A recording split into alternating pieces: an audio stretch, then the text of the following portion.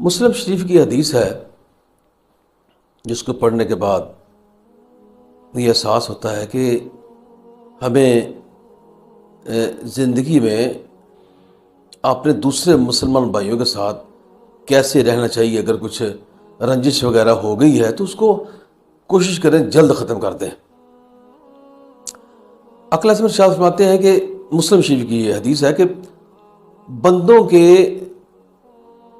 جو اعمال ہیں وہ اللہ تعالیٰ کے حضور ہر پیر اور جمعرات کو ہفتے میں 2 دن پیش کیے جاتے ہیں اور تمام بندوں کو معاف کر دیا جاتا ہے. ان کے گناہ مٹا دیے جاتے ہیں سوائے ان 2 بندوں کے جو آپس میں کینہ رکھتے ہیں, بغض رکھتے ہیں یا عداوت رکھتے ہیں.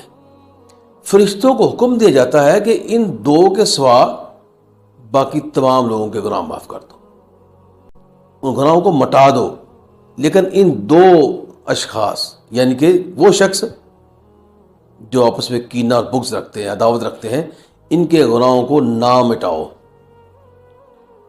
تو اس سے ظاہر ہوتا ہے کہ اگر ہمارے دل میں اگر کینہ اور بغض ہے کسی کا تو ہمیں چاہیے کہ کینہ اور بغض کسی کا دور کر دیں. عداوت ہے تو اس دعوت کو ختم کر دیں, اور پھر جب وہ دعوت کینہ ہمارے سینوں سے نکل جائے گا تو پھر ہمارے گناہ بھی اس حدیث کے مطابق معاف کر دی جائیں گے, معاف ہو جائیں گے, اور ہم بھی اللہ تعالیٰ کی بخشش میں آ جائیں گے.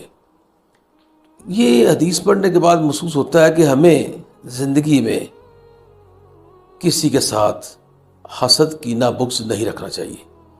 اگر آپ کے دل میں کسی کے لیے کچھ ملال ہے تو رات کو سوتے وقت اللہ تعالیٰ کے لیے اس کو معاف کر دو.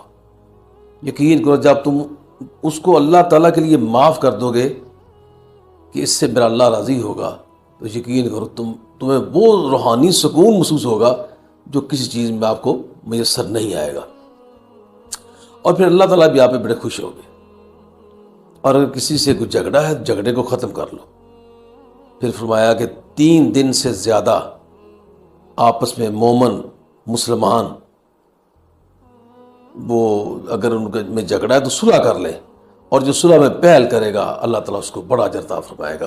3 دن سے زیادہ عداوت اور یہ جھگڑا یا نہ بولنا, اس کے متعلق آیا ہے کہ مسلمان ہو ہی نہیں سکتا کہ 3 دن سے زیادہ آپس میں عداوت رکھے, بغض رکھے. تو ان چھوٹے چھوٹے جھگڑوں کو ختم کر کے ہمیں ایک دوسرے کو معاف کرنا سیکھنا چاہیے. اگر ہم معاف کرتے ہیں یقین کریں کہ آپ کو دلی سکون بھی ہوگا, راحت بھی ملے گی, اور انشاءاللہ دوسروں کے دل میں بھی آپ کی قدر بڑھ جائے گی. آقا علیہ السلام نے ارشاد فرمایا کہ معاف کرنا سیکھ لو.